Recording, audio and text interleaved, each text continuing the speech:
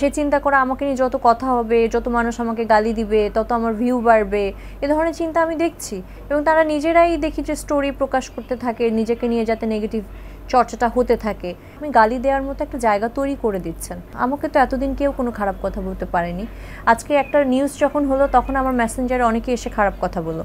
শাবনূরকে যেভাবে ভালোবাসতো, শাবনূর আপাকে, মৌসুমী আপাকে যেভাবে মানুষ ভালোবাসতো, এই প্রজন্মের কয়জন নায়িকা সেই ভালোবাসাটা পাচ্ছে?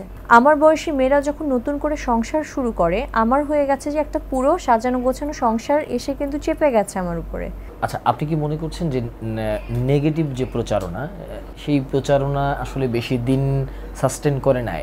এরকমটা আসলে করে না বলেই তো যারা বিতর্কিত হতে চায় তারা দুদিন পর পর এক একটা বিতর্কিত জিনিস নিয়ে আসে। সে চিন্তা করে আমাকে নিয়ে যত কথা হবে, যত মানুষ আমাকে গালি দিবে, তত আমার ভিউ বাড়বে, এ ধরনের চিন্তা আমি দেখছি।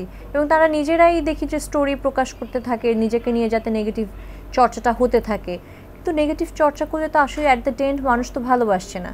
এই যে শাবনূরকে যেভাবে ভালোবাসতো, শাবনূর আপাকে, মৌসুমী আপাকে যেভাবে মানুষ ভালোবাসতো, এই প্রজন্মের কয়জন নায়িকা সেই ভালোবাসাটা পাচ্ছে না। তো একটাই রিজন, সেটা হচ্ছে আপনি গালি দেওয়ার মতো একটা জায়গা তৈরি করে দিচ্ছেন এই নেগেটিভিটি করে। এই নেগেটিভিটি না করে যদি আপনি সেই জায়গাটা তৈরি না করে দিতে পারতেন, আপনাকে তো কেউ খারাপ কথা বলতে পারতো না। আমাকে তো এতদিন কেউ কোনো খারাপ কথা বলতে পারেনি। আজকে একটা নিউজ যখন হলো তখন আমার মেসেঞ্জারে অনেকে এসে খারাপ কথা বললো। আবার বাংলাদেশ প্রতিদিনের মতো একটা জায়গা থেকে যখন আসলো যে সব কিছুই মানে এদিক সেদিক করে তারা একটা নিউজ করলেন, তখন আবার দেখলাম অনেকেই এসে আবার সরি বলছে আমাকে। তো মানে এগুলোর আসলে আমি কি বলবো, কি বলা উচিত আমি আসলে জানি না। তো নেগেটিভ জিনিস আসলে কোনো কিছুই বেশি দিন স্থায়িত্ব হয় না। আপনার এই যে নেগেটিভ প্রচারণা বা আপনার নানা রকম ক্রিকেটারদের নিয়ে, রাজনীতিবিদদের নিয়ে যে গল্পগুলো, এগুলো কি আপনার বিয়ের ক্ষেত্রে কোনো প্রভাব পড়বে কি না, এরকম কোনো ভয় বা আশঙ্কা কাজ করছে কিনা? কেন করবে? আমার তো বিয়ে করার ইচ্ছাই নেই। আমার বয়সী মেয়েরা যখন নতুন করে সংসার শুরু করে, আমার হয়ে গেছে যে একটা পুরো সাজানো গোছানো সংসার এসে কিন্তু চেপে গেছে আমার উপরে। আল্লাহ তালাই দিয়েছেন আমাকে সেটা, আমার ভাই বোন, আমার 4টা ভাই বোন।